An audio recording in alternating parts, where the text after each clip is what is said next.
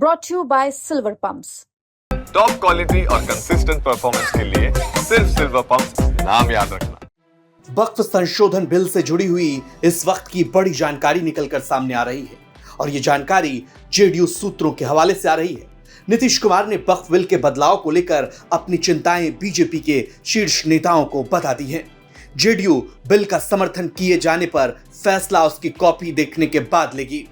नीतीश कुमार के फैसले पर निर्भर करेगा जितन राम मांझी और चिराग पासवान का भी फैसला, क्योंकि कहा जा रहा है कि मांझी और चिराग भी जनता दल यूनाइटेड का रुख देखकर ही अपने पत्ते खोलेंगे। दोनों दलों ने अभी अपने पत्ते उस तरह से नहीं खोले।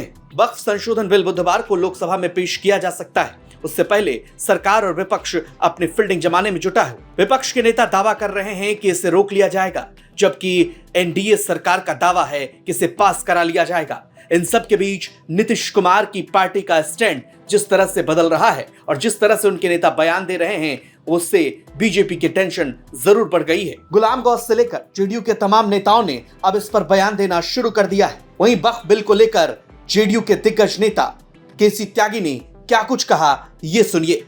इस वक्त जो सहयोगी दल हैं टीडीपी और जेडीयू बीजेपी के, उन पर सबसे बड़ी निगाह है। केसी त्यागी वरिष्ठ नेता हैं जेडीयू के। सर, कल वक्फ बिल आने वाला है, सरकार लोकसभा में लेकर आएगी। 8 घंटे चर्चा का प्रस्ताव रखा गया है। जदयू का क्या रुख रहेगा इस पर? देखिए, नीतीश कुमार जी से कई मुस्लिम ऑर्गेनाइजेशंस पटना में मिले हैं। उन्होंने अपनी चिंताओं से अवगत कराया है। पार्टी के जो मंत्री हैं ललन सिंह जी, वो सदन में इस पर पार्टी का व्यू पॉइंट रख चुके हैं।